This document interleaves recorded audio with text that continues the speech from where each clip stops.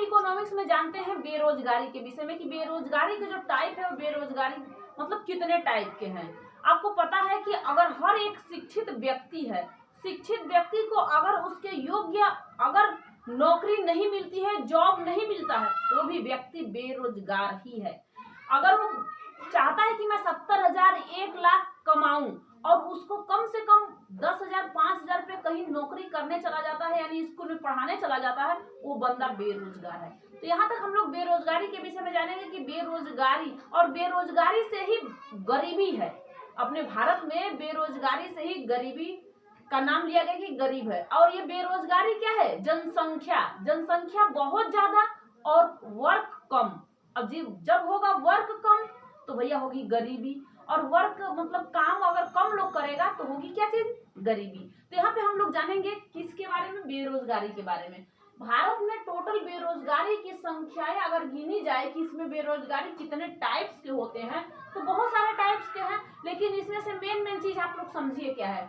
एक होता है मौसमी बेरोजगारी, जो कि मौसम में हर एक व्यक्ति काम करता है मौसम के अनुसार। अगर कोई चीज का जब मौसम आता है तब, जैसे मान लीजिए कि एक आइसक्रीम बेचने वाला 4 महीने तक क्या करता है? बैठता रहता है। और कितने महीने तक कुछ आइसक्रीम बेचता है? 8 महीने। अब इस 4 महीने का जो दायरा है, जिस समय वो बैठा हुआ है, तो उसी को हम कहेंगे कि वो मौसमी बेरोजगारी है। अगर वो बंदा काम कर लेता है तब तो मौसमी बेरोजगारी नहीं, मतलब दूसरी काम करने लगता है, वो चीज बंद हो जाता है।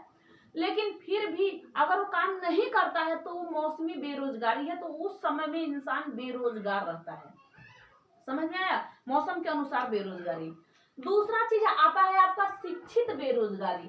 हर एक इंसान शिक्षित होने के बाद भी बेरोजगार है। आज हड़ताल मचा के, आज चाहे धरना लगा के, आज जितने भी स्टूडेंट बैठे हुए हैं और सोचते हैं, जितने भी बच्चे हैं वो सोचते हैं स्टूडेंट कि हम चले, हम आगे जाएं और हम अच्छी नौकरी पाएं और सरकार हमें दे। लेकिन सरकार जमीन पे कभी कभी पांव रखती है, हमेशा पांव नहीं रखती है। जब उसके वोट का समय होता है तब सरकार ये पांव रख देती है और तब कहती है सरकार कि आपको इतने वैकेंसी हम निकाल दिए और आपको नौकरी मिलेगा। लेकिन हर लोग मतलब कहने का मतलब ये है कि आप लोग को नौकरी दे नहीं पाता है। अब क्यों नहीं दे पाता है? क्योंकि इतना ज्यादा वैकेंसी निकालेगा, 10 लाख 20 लाख 10 लाख हम दे देंगे, 10,000 हम दे देंगे, कुछ भी इतने कुछ भी करेंगे, 5,000 5,000 10,000 20,000 कितने भी आपको नौकरी दे देंगे। किसी चीज में से भर्ती निकाल दिया, उसमें से पता चला कि उसमें से जो अब सरकार की इसमें भी प्रॉफिट है, इनकम होता है। अगर एक फॉर्म भरने जाओ तो आपको 200-300 रुपए जो लगता है ना, उससे वो फॉर्म से क्या करता है? कुछ पैसे भी कमा लेता है। किसी को नौकरी मिला ना मिला ये सब, और ना भी मिलता है। और जो जिन बंदे को अगर नौकरी नहीं मिलती है और वो बैठा रहता है, अब बैठने का सोच रहा है कि हम क्या करें, चलो हम कर लेते हैं कोई सा जॉब ही। अब तो मट्टी फेंकेगा नहीं, क्योंकि वो सोचता है कि हम डीएम बने, वो सोचता है हम आईएएस बने, वो सोचता है हम आईपीएस बने, और आके बैठ जाता है कहाँ पे? घर पे, और सोचता है कि हम क्या करें, अब कुछ नहीं करें, चलो कोई बात नहीं, हम टीचर के पद पे जाएं या फिर कोई अच्छी काम करें, जॉब कर लेते हैं। और जॉब में भी जाएगा, अगर टीचर का काम करेगा तो टीचर क्या है? टीचर मतलब अध्यापक है, उसकी सैलरी चाहे 7,000 8,000 3,000 से, तो इधर लेडीजों के लिए तैयार हो जाता है कि इनके लिए 3,000 से स्टार्टिंग हो जाता है। एक बार मैं भी पढ़ाने गई थी, हाँ भाई वही बेरोजगारी, शिक्षित बेरोजगारी, तो उस बारे में वहां भी पढ़ाने जब गई थी तो वहां पे मुझे 4,000 पे नौकरी करी थी। मैं खुद करी हूँ 4,000 पे नौकरी। और जब 4,000 पे मैं नौकरी करी थी तो क्योंकि मुझे भी नहीं मिलता है, शिक्षा होने के बाद इंसान अगर शिक्षित न बन पाए, क्योंकि दिमाग नहीं रहता है, इंसान को सोचता है कि क्या करे, कौन सा काम कर ले, कुछ तो काम करना चाहिए। और औरत जात तो पता ही है कि भाई उनको जरूरी है कि 2 पैसे आए, किसी को भी ऐसा। तो क्या है? शिक्षित बेरोजगारी हर एक बंदे को, जो एक लड़का है, स्टूडेंट है, छात्रा है, चाहे तो वो धरना दे सकता है, कह सकता है कि हमें नौकरी की जरूरत है, नहीं तो सरकार हम तुम्हें इस बार जिताएंगे नहीं। कोई ना कोई तो आएगा ही, अब कोई ना कोई तो ऐसा काम करेगा ही। कोई नेता कोई भी आए, लीडर कोई सा भी आए, कोई ना कोई आएगा ही, कोई ना कोई उसे जिताएगा ही, कोई ना कोई बनेगा ही। अब तो सभी जनता के द्वारा चुना जाता है। लोकसभा के जितने भी चाहे जो भी हैं, लोकसभा के मंत्रिमंडल जितने भी उन लोग हैं, जनता द्वारा ही चुने जाते हैं, जनता द्वारा वो लोग चुने जाते हैं। लेकिन जनता को सब कुछ नहीं करते हैं। बच्चे बहुत बेरोजगार बैठे, और टीचर जितने भी टीचर हैं उनसे भी कर रही हूँ मैं, अपने खुद ही कर रही हूँ। मेरी तो इमेज कहीं नहीं है, मैं उतनी नहीं वो हूँ कि मैं आपको कुछ कह सकूं जितनी ज्यादा है ऑल अदर बड़े बड़े टीचरों की। अगर गवर्नमेंट वाले टीचर तो पहले नहीं हाथ आपके पास जाएंगे, खड़े नहीं होंगे, धरना आप देने चले जाओ, रैली निकाल दो, एकदम दम धांसू निकाल दो, कह दो कि हमें चाहिए नौकरी, हमें चाहिए नौकरी। सारे लोग, कोई ट्रेन देखते हो फूकने लगता है, कोई कुछ करने लगता है, कोई कुछ करने लगता है। इसमें और लोग खड़े नहीं होते। अब बालक कितना चिल्लाए, चिल्लाने के बाद भी उनको नहीं कुछ मिलता है। हम बेरोजगार हैं, हम बेरोजगार है, शिक्षित है लेकिन हम बेरोजगार हैं, ये भी एक बेरोजगारी ही है। हर एक टीचर पहुंच नहीं पाता है कि तुम्हारी बेरोजगारी में वो साथ दे और आगे बढ़ा दे। टीचर अगर हर एक टीचर, हर एक जो अच्छी खासी जॉब में है वो कहे कि नहीं जरूरी है सरकार एक काम करे, कहते हैं ना कि एक लाठी बड़ियार नहीं होता है, 100 लाठी एक जगह ला के रखो, देखो कितनी बड़ियार हो जाती है। मैं देखो किसी को कुछ कह नहीं रही हूँ, मुझे कोई गलत ना कहे, मैं गलत नहीं कर रही हूँ, लेकिन ये बता रही हूँ आपको कि यही बेरोजगारी है। और जनसंख्या ज्यादा है, और हर एक जनसंख्या मतलब हर एक घर से चाहे सरकार की हर एक घर से एक एक बंदे को अगर वो पढ़ाए और पढ़ाने के बाद अच्छी जॉब दे दे, गवर्नमेंट जॉब हो चाहे कोई सा जॉब उसे अच्छी खासी दे देना, तो भारत में कोई गरीब नहीं रह जाएगा। हर एक बंदा हर एक घर से, और जो हर एक घर में और बंदे हैं वो तो कुछ ना कुछ करेंगे ही। धीरे धीरे हर लोगों को अगर एक एक दे दे, एक को अगर खर्च सरकार उठा लेता ना, वो दे देता है चलो तुम लोग 5 से लेके 14 साल तक ये पढ़ लेना, फिर आपको सरकारी 12 तक वहां पढ़ लेना, इस तरीके से देता है। लेकिन किसी को कामयाब नहीं बना पाता है। किसी एक को बनाए ना, हर एक घर से किसी एक को बना ले, खींच ले जाए, ये जरूरी है। तो ये होता है कि क्या चीज, एक शिक्षित बेरोजगारी होता है। समझे में, 2 बेरोजगारी, एक मौसमी बेरोजगारी, एक शिक्षित बेरोजगारी, 2 तो समझ गए। एक होता है संरचनात्मक बेरोजगारी। ये क्या होता है, ये कहता है कि मांग में चेंज यानी बदलाव करना। जैसे मान लीजिए पहले इस व्हाइट बोर्ड का बहुत ज्यादा मांग था और इस कंपनी बनी होगी व्हाइट बोर्ड की, मान लो एक बता रही हूँ आपको मानने के लिए। या फिर मैं स्कूटर की बात कर रही हूँ, पहले स्कूटर बहुत तेजी से स्कूटर फटर फटर फटर करते लोग चलते थे, दबा के चल दिया किसी को देखने के लिए, बहुत बढ़िया है। लेकिन जब वो स्कूटर का हट गया, उसमें चेंजिंग आ गया, अच्छे अच्छे वहीं पे गाड़ी आने लगा, 2 चक्का, अच्छे अच्छे 4 चक्का, कार, बस जो भी है, जितनी भी गाड़ियां हैं। अब स्कूटर कहीं देखे हो फटफटैया, एक्टिवा देखे हो, अब तो बढ़िया बढ़िया गाड़ियां आती है। ये 4 चक्कों में तो अब 4 चक्का में कार और ना नंबरगिनी पता ना क्या होता है, ये सारे के सारे तो अब डेवलप हो रहा है। तो उसमें क्या हो रहा है, ये संरचनात्मक बेरोजगारी में ये मांग क्या होता है कि चेंज होता है, और चेंज होने के मतलब बदलाव होता है। तो इस बीच में अगर बाई चांस कोई कंपनी है और उस कंपनी ने इस स्कूटर का या फिर उस व्हाइट बोर्ड का किया है, अपना कंपनी बनाया है, और पता चला कि इस व्हाइट बोर्ड का काम ही नहीं है, क्या है इस व्हाइट बोर्ड का काम है, अब तो डिजिटल जमाना चल दिया है, डिजिटल बोर्ड पे लोग पढ़ाने लगे हैं। अभी भी मैं कहाँ हूँ, इसी पर हूँ, घटनात्मक बेरोजगारी पे हूँ। अभी ये इसका जमाना चला गया, लेकिन मैं अभी तक चेंज नहीं करी हूँ। और जब मैं चेंज नहीं करूंगी तब इसी में ये पढ़ाती है बच्चे से करती रह जाऊंगी। इसके लिए मुझे क्या करना पड़ेगा, मुझे भी डिजिटल बोर्ड लाना है, और उसके लिए मुझे क्या जरूरत है, इनकम की जरूरत है। और मेरे पास इनकम का अगर व्यवस्था नहीं है तो मैं इसी पे काम करूंगी। वही बात होता है। तो हर एक बच्चों को माइंड में होना चाहिए कि जैसे ही चेंजिंग हो रहा है वैसे ही वो भी अगर अच्छे खासे काम करते हैं तो चेंज हो सकते हैं। समझ में आ रहा है बात को, बात अपने माइंड में बहुत तेजी से अच्छे से रखना। अब कंपनी व्हाइट बोर्ड की बंद हो जाएगी, डिजिटल बोर्ड चलेगा, तो ये अगर स्कूटर की कंपनी बंद हो गई तो चेंज आ गया, चेंजिंग होने लगा कि भैया अब ये बनाओ, अच्छा खासा लग रहा है।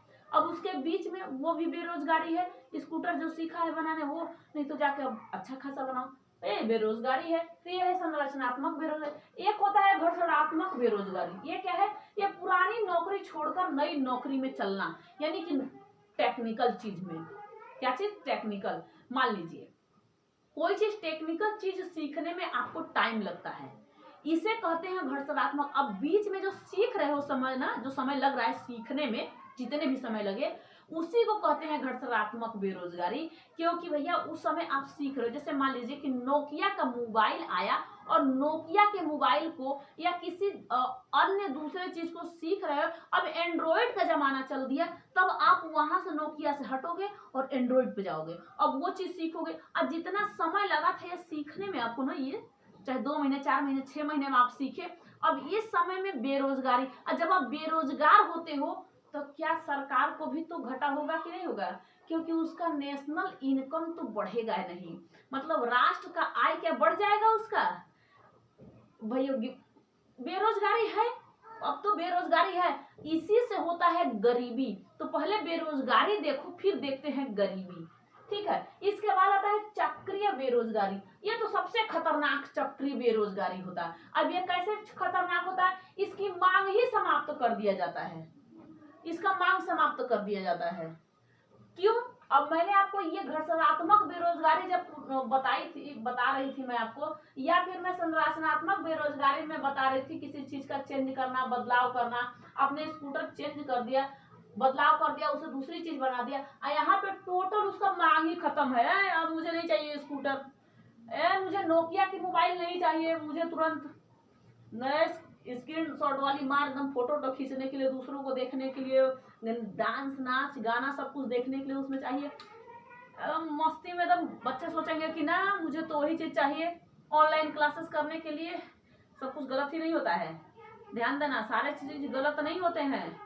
गलत लोग अगर बोलते हैं ना, वो गलत अपने माइंड में नहीं लेना, सही चीज लेना। अब मैं कह रही हूँ किधर उधर देखने के लिए, तो देखने के लिए क्या, फोटो खींचने के लिए अपनी फोटो, दूसरे की फोटो, इसमें गलत नहीं लेते हैं, ठीक है। अब ये चक्री बेरोजगारी खत्म हो गया, नोकिया चला गया हवा चाटने। क्या आज भी कोई लेकर घूमता है? एक का दुका लेके मोबाइल लेके चलता है, सैमसंग वाला छोटा सा, एक थे नोकिया वाला, ये सब लेके चलता है, ठीक है। एक होती है छिपी बेरोजगारी। भाई देखो ना, चक्रीय बेरोजगारी बहुत खतरनाक है। ये क्या है? बहुत खतरनाक है। ये चला गया, एकदम कंपनी को बैठा दिया, बोला कि ला, कंपनी किसकी थी? नोकिया की थी। किसकी थी? नोकिया की थी। अब नोकिया कंपनी क्या कहेगा, चल भैया, अब इसमें आपको पता है कि इसमें एक ठेकेदार होता है, उसकी नौकरी क्या हुई? बंद हुई। इसके बाद डिस्ट्रीब्यूटर होता है, उसकी नौकरी क्या हुई? बंद हुई। उसके बाद दुकानदारों की नौकरी बंद हो गई, जो बेचता है उसकी बंद हो गई, जो बनाता है उसकी बंद हो गई, सारे जगह से बंद हो गया। अब आ गया एंड्रॉइड का जमाना, जैसे ही आया मतलब आ गया, यहाँ से कहानी इसकी खत्म हो गई, दूसरी मोबाइल आने लगा। एक होती है छिपी बेरोजगारी या प्रच्छन्न बेरोजगारी इसे कहते हैं। अब इसका मतलब क्या है कि एक व्यक्ति का काम अगर 4 व्यक्ति मिल के करते हैं तब वो क्या है? बेरोजगारी है। जैसे मान लीजिए कि कोई एक खेत है आपका, इतना बड़ा कोई सा खेत है, अब इसी खेत में या फिर आपके पास 200 ईंट है, 500 ईंट है, एक बंदा पूरे दिन में चढ़ा सकता है, लेकिन उसी ईंट के लिए आपने 4 रख रखे हो, और चारों अगर 3 हट जाते हैं तभी एक कर लेता है। मान लीजिए, एक बात कर रही हूँ आपको, ऐसे ही ये आप छिपी बेरोजगारी, छिपा हुआ बेरोजगारी दिखाई नहीं देता है। अब मान लो कैसे, मान लीजिए एक खेत है, अब इस खेत में कम से कम 5 बंदे काम करते हैं, और ये घर के 5 बंदे, ये घर का एक खेत है, और 5 के 5 टोटल बंदे काम करते हैं। उसमें से एक बंदे का पता चला कि नौकरी लग गई और गवर्नमेंट जॉब, कितना खुश हुआ, एकदम गया दौड़ते हुए, चला गया। जब वो चला गया तो वहां पे बंदे बचे टोटल 4।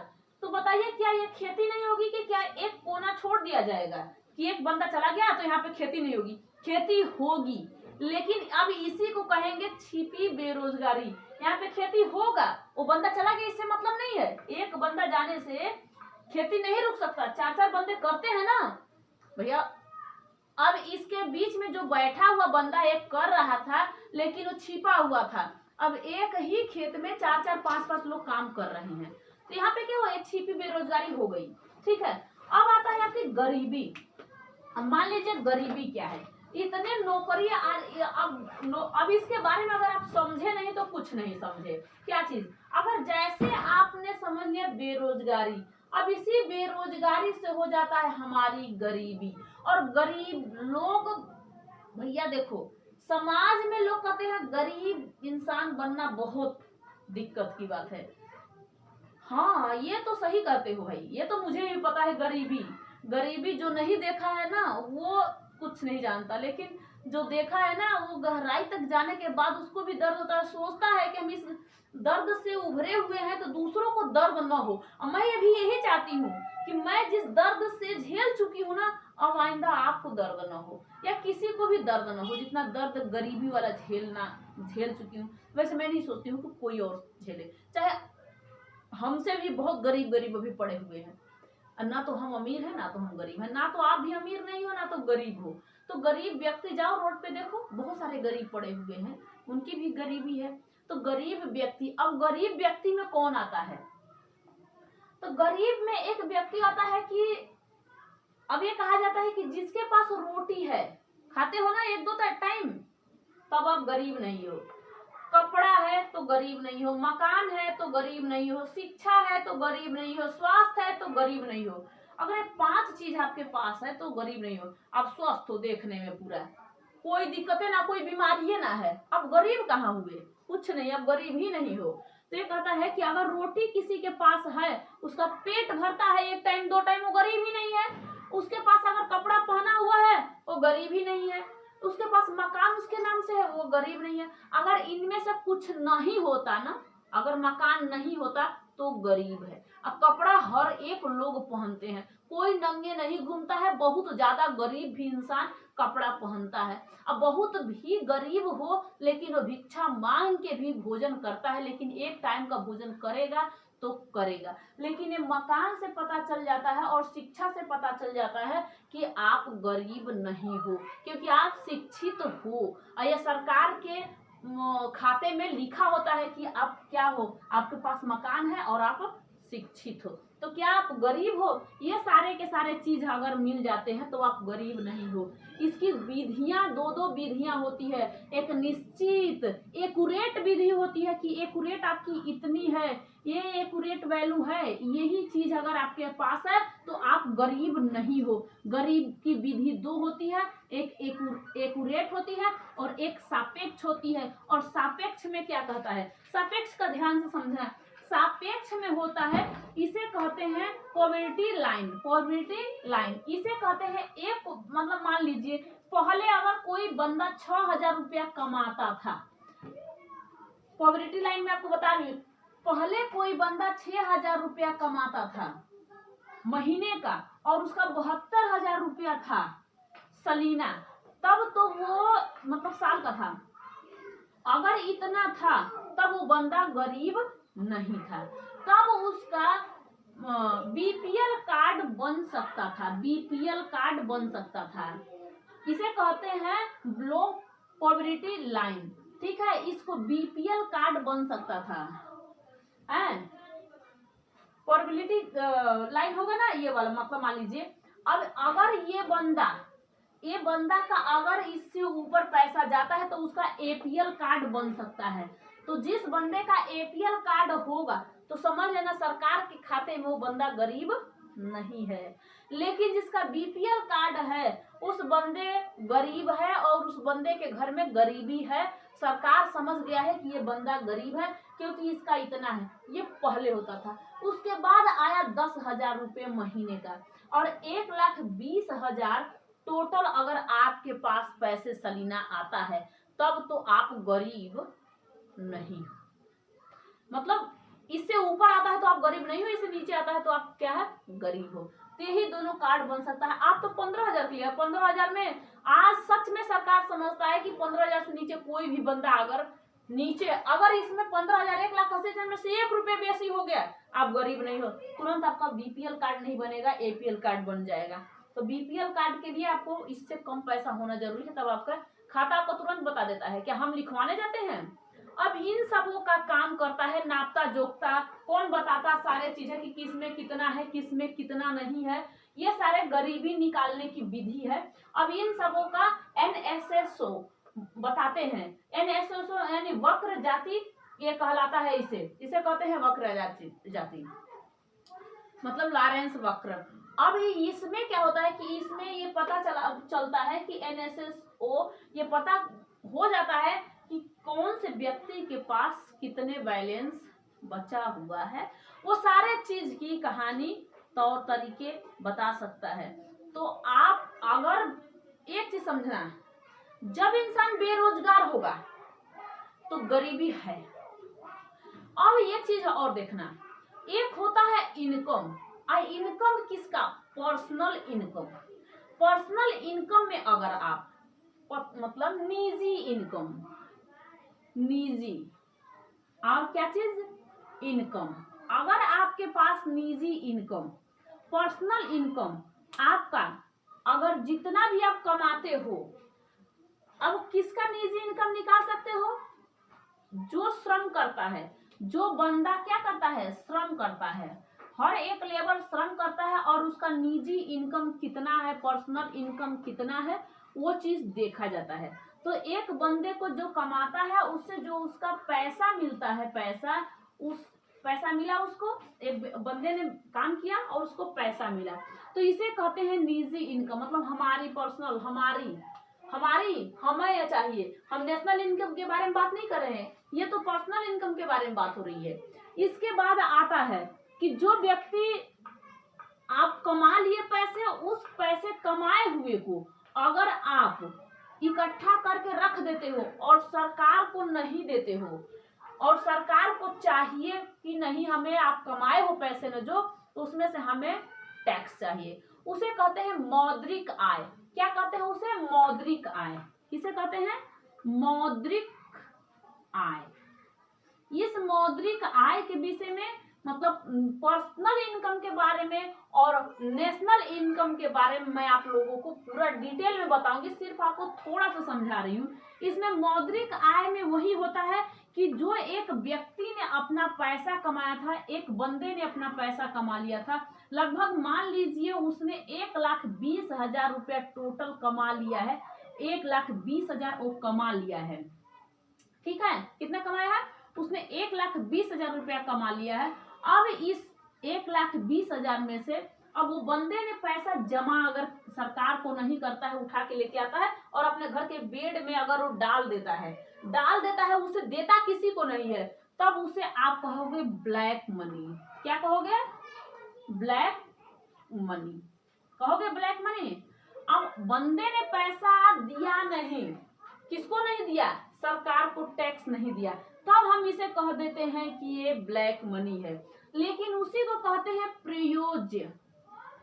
प्रयोज्य आय का मतलब क्या होता है कि जो बंदे ने 1,20,000 रुपया कमाया था, कितना? 1,20,000 कमाया था, उसमें से माइनस कर दिया, यानी 10% अगर वो टैक्स दे देता है। कितने परसेंट? 10% अगर वो टैक्स दे देता है, तब इसका ब्लैक मनी नहीं कहलाएगा, तब इसका क्या कहलाएगा? व्हाइट मनी इसका कहलाएगा, यानी ये ब्लैक मनी नहीं है। तो आपको निजी इनकम और मौद्रिक आय, प्रयोज्य आय क्या होता है, ये आपको सारे चीज बताऊंगी। फिलहाल में आपको इतना समझ में आया है कि नहीं आया है? अब मान लीजिए जिस बंदे ने कमाया था उस बंदे ने रख दिया, नहीं दिया, टैक्स दिया ही नहीं सरकार को और अपने खाते में रख दिया, क्योंकि उसको देने में दिक्कत हो रहा है, कह रहा है कि मैं कमाया हूँ, सरकार को क्यों दूं, रख दिया। अब जब पकड़ा जाता है तब कहा जाता है कि इसका ब्लैक मनी पकड़ा गया। अरे ब्लैक मनी कैसा पकड़ा गया? वो तो कमाया वो उसी का पैसा है, लेकिन अब घर में रखने से तो पैसे बच्चे नहीं देंगे कुछ भी। अब उस पैसे को ले जाओ बैंक में रखोगे, टैक्स लेगा, सरकार को भी चाहिए। देखो, टैक्स दो टाइप के लिया जाता है, एक होता है डायरेक्ट टैक्स और एक होता है इनडायरेक्ट टैक्स। टैक्स हम भी देते हैं, टैक्स आप भी देते हो, चाहे कैसे भी करके। अगर कोई चीज आप खरीदने जाते हो ना, तब आप टैक्स देते हो। खाने पीने मेकअप कुछ भी सामान पे जाते हो लेने के लिए, तो क्या करते हो? तब आप उसको पैसे देते हो, तब उसको पैसे आप देते जब हो, उसी में से वो टैक्स काट लेता है। टैक्स छोड़ता नहीं है, सरकार का काम है कि हर एक चीज पर टैक्स लगा के दे। जब आप उत्पादन करते हो तो उसमें उत्पादन में बता दिया जाता है कि आपने कितना पूरा टोटल उत्पादन किया और कितने पैसे उसमें, अब कितने का चिप्स जाएगा। मान लीजिए चिप्स 10 रुपए का है और कंपनी में 6 रुपए में तैयार हो गया, अब उसमें टैक्स लगा के आगे भेजा जाता है डिस्ट्रीब्यूटर के पास, डिस्ट्रीब्यूटर भेज देता है दुकानदार के पास। अब उसमें जब जीडीपी में पढ़ा रही थी तो क्या उसमें आपको समझ में आया था कि नहीं? जीडीपी, जीएनपी, एनएनपी, एनडीपी क्या होता है? तो राष्ट्र का जब हम लोग निकालेंगे कि राष्ट्र का नेशनल इनकम क्या है, नेशनल इनकम को निकालने के बाद हम किस में निकाल सकते हैं, एनएनपी पर, जीडीपी पे, एनडीपी पे, जीएनपी पे, किस पे, तो सारे चीज मैं आपको वहां तक समझाऊंगी। 1% या 5% कोई भी व्यक्ति जो डायरेक्ट इनकम, डायरेक्ट टैक्स देता है ना, उसे ये लगता है कि मैं डायरेक्ट टैक्स दिया हूँ, इतना मैंने पैसे दे दिया सरकार को, उसे ये दिखाई देता है। और जो डायरेक्ट नहीं इनडायरेक्ट देता है, हर एक चीज पे ले लेता है, कहता है दे ना मुझे, ये व्हाइट बोर्ड पे दे दे, इस पे दे दे, बेड पे दे दे, चार मतलब कि सॉरी फ्रिज पे दे दे, वॉशिंग मशीन पे दे दे, अपने खाने पीने के चीजों पे दे दे, सब कुछ पे दे दे अपना टैक्स, तो टैक्स ले लेता है। तो इस तरीके से टैक्स के बारे में और इनकम के बारे में और नेशनल इनकम के बारे में मैं आपको नेक्स्ट वीडियो में बताऊंगी। तो यहाँ तक आप लोगों को समझ में आया होगा पूरा, मुझे ये उम्मीद है कि आप लोग अच्छे से वीडियो देखते हैं और वीडियो देखने के बाद आप समझते भी हैं। तो यहाँ तक आप लोग को वीडियो समझ में आया है कि नहीं आया है? पूरा इस वीडियो को ध्यान से देख लेना। और मतलब इस बोर्ड पे जितना भी लिखा हुआ है, एंड्रॉइड का जमाना और डिजिटल चीज का जमाना चल दिया है, वो तो बात है ही, उसे वो भी एक दिन होगा, ठीक है, वहां तक पहुंचेंगे। फिलहाल में आपको यहाँ तक समझ में आया? नेक्स्ट वीडियो में आपको नेशनल इनकम के विषय में और इनकम, पर्सनल इनकम के विषय में मैं आपको बताऊंगी। उसके बाद हिस्ट्री का कल से भी स्टार्ट होगा या फिर आज भी अपलोड एक वीडियो कर सकती हूँ। तब तक के लिए जय हिंद, थैंक यू।